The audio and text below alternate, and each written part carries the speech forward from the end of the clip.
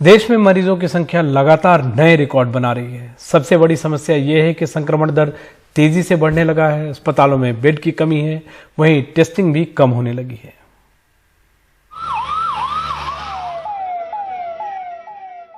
Corona की दूसरी लहर तबाही लेकर आई है। देश में पिछले 24 घंटे में अब तक के सबसे ज्यादा मरीज मिले हैं। पिछले 4 दिनों से हर रोज 2 लाख से ज्यादा नए मरीज सामने आ रहे हैं। डेली मिलने वाले मरीजों की संख्या 24 घंटे में 27,000 से ज्यादा बढ़ी है। एक दिन में इतने मरीज पहली बार बढ़े हैं। हर रोज होने वाली मौतें पिछले 1 महीने में 500% बढ़ी हैं। मरीजों की मौत का 7 दिनों का औसत 18 अप्रैल को 1125 है, जबकि मरीजों की मौत का 7 दिनों का औसत 18 मार्च को 172 था। राजधानी की बात करें तो 25,000 से ज्यादा केस एक दिन में मिले हैं।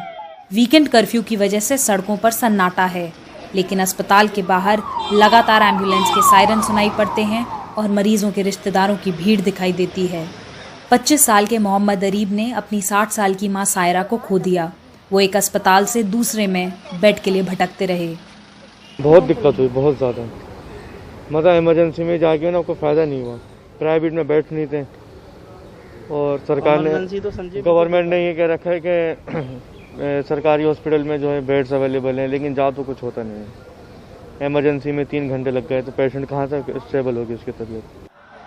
कई लोगों को ऑक्सीजन नहीं मिल रहा है। 22 साल के शुभ की दादी LNJP अस्पताल में भर्ती हैं। Oxygen concentrator, forget about rent. हम ऑक्सीजन कॉन्सेंट्रेटर को खरीद या किराए पे नहीं ले सकते। ये कहीं भी नहीं मिल रहा है। हमने दरियागंज के कई सप्लायर से बात की। सबने कहा कि oxygen concentrator out of stock है।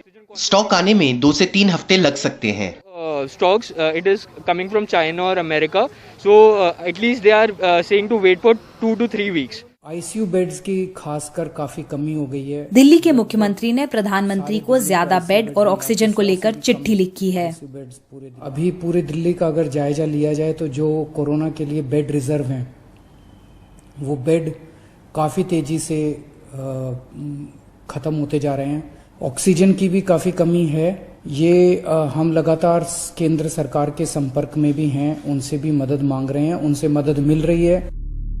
राजधानी दिल्ली में 99% वेंटिलेटर वाले ICU बेड और 98% बिना वेंटिलेटर वाले ICU बेड भरे हुए हैं। इस हालात को देखते हुए दिल्ली सरकार ने आदेश जारी कर सभी प्राइवेट अस्पतालों और नर्सिंग होम से कहा है कि वो 80% ICU बेड और सामान्य बेड को कोरोना मरीजों के लिए रिजर्व रखें। 1 साल से ज्यादा हो चुका है जब से भारत इस बीमारी से लड़ रहा है। उसके बावजूद हम इस आपदा के लिए तैयार नहीं थे।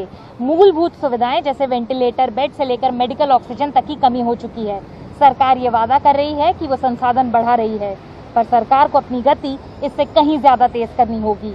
नई दिल्ली से कैमरा पर्सन सुशील राठी के साथ सुकीर्ति द्विवेदी, NDTV इंडिया के लिए।